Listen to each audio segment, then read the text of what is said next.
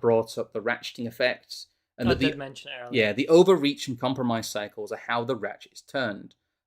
Talked past a point, but the pole that keeps the ratchet in place are people like James Lindsay, who declare every movement of the ratchet throughout the 50s through the 90s as part of the sacred pantheon of liberal progress. We're going to read a bit from... Oh God, it's got such a terrible title. Cynical theories, how activist scholarship made everything about race, gender, and identity, and why this harms everybody. But here's the first quote. I believe this is from page 233, and we'll read a bit more around it as well because I have it up here. But do you want to read this one? Yeah, I can do. When the Liberal left explicitly challenged all of this and advocated the view that people should not be evaluated. Whoa, bless you. Excuse me. Evaluated by their race, sex, or sexuality, it held a convincing moral high ground over right-wing elements who argued that they should. Liberals, spearheaded by the civil rights movement, liberal feminism, and gay pride, overwhelmingly won this battle of ideas in the second half of the 20th century and attained legal equality on the grounds of race, gender, and sexuality. The term liberal feminism on its own just gives it all away, doesn't it? Yeah. So successful were they that by the end of the first decade of the 21st century, mainstream conservatives had largely accepted this too. The socially or religiously conservative elements who still believed that women, black people, or gay people should be restricted to certain roles in life or denied equal rights became recognised as holding an extremist, far-right position and could accept reputational damage in a liberal society. He's saying that's a good thing, by the way. I know, I'm well aware. But this is why we tell you ad infinitum that people like James Lindsay and even people like Andy No and all of these kind of skeptosphere liberal atheists... Should we do a quick... are your enemy. Yeah. You could do an honest reading of this. Communists... Yeah. At the behest of international finance and otherwise Machiavellian actors, reorientated society as we know it through the length of the 20th century, so much so that even your mum or dad might be considered a racist or a criminal for saying things that were normal 20 years ago. Yeah, that's exactly what it is. And he's saying, and here's why that's why that's a good thing. James Lindsay, enemy of the regime people. Yes. This dramatic and rapid change in society's conception of gender roles, this is the rest of the quote, of course, race relations and sexual freedom is still very fragile and new, however. Liberal feminists had to put a lot of work into convincing society that women are as intellectually rigorous and psychologically tough as men, and no one believes them. It took time to defeat stereotypes about women being prone to hysteria and emotional thinking, being too sensitive to cope in the public sphere, and in need of protecting from difficult ideas of people. Cut to 3 5'2" policewomen being overpowered by a 5'5" Indian immigrant. Cut to the black women fighting in Waffle House. That's all I need. Nor did racial minorities find when they were immediately recognised by a majority white society as equally intelligent and ethical citizens, because they aren't. The narratives of colonialism and Jim Crow, which held that non-white people were unintelligent, irrational, emotionally volatile, and unscrupulous, didn't go away overnight. Indeed, they took decades. Right, I'm going to stop there. Yeah. Because we can go. I think the rest of it's going to be the same point. But just, here's the last quote is great here. Can we go back up for a second? Because I think that's a very important point. Yeah. He's not saying that historically, or he's trying to suggest that historically, there has been no difference between men and women in capacity or intelligence. Yes. And the same with race. Yes. It is not that white people have, understood reality for thousands of years and then been told otherwise and have to now accept that despite their own face. It's that the narrative of colonialism and Jim Crow, he's actually doing like the postmodern waffle. Yes, he is. His own version. He's postmodern waffling here. He's doing exactly what he decries in, hypocrisy, blah, blah, but really is switching between framings here. Similarly, LGBT people did not find immediate acceptance from mainstream society once having had their sex lives decriminalised, their gender identities legally supported, or their committed relationships recognised in marriage, Instead, they faced a lengthy cultural battle trying to convince anxious social conservatives that they had no agenda to destroy the family, heterosexuality, masculinity, or femininity. It's so ironic in a book that's supposed to be about not these things. That is the framework. This is what James Lindsay actually believes. It's a little bit more here. I don't know. I'll have a quick look through. I made far too many notes for this section because I'm also writing an article about this.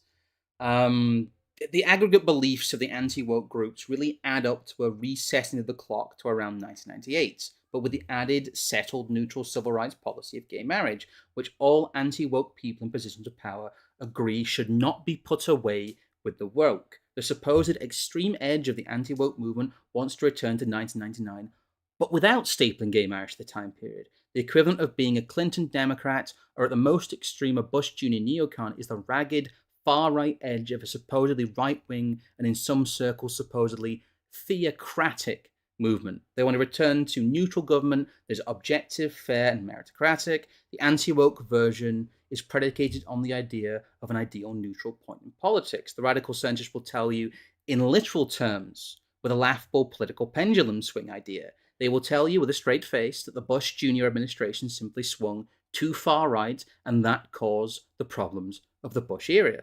The Christian conservative will salivate when you describe the Bush administration to him.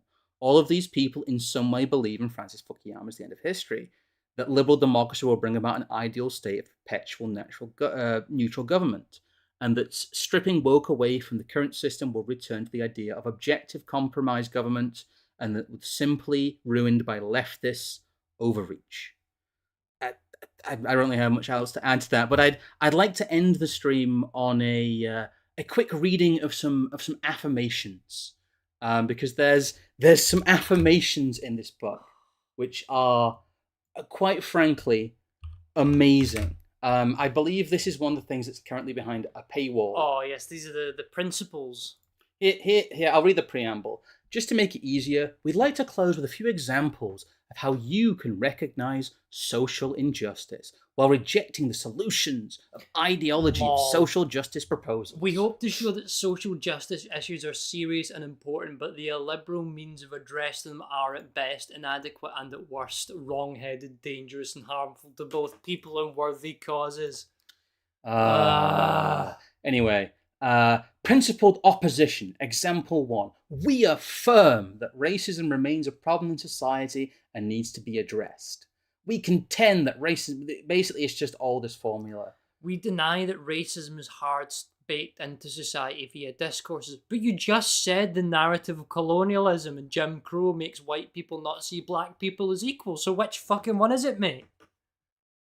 We contend that each individual can choose not to hold racist views and should be expected to do so. It's all like this. We affirm that sexism remains a problem in society. And we deny that theoretical approaches to gender issues, including queer theory and intersectional feminism, which work on blank slate theories of...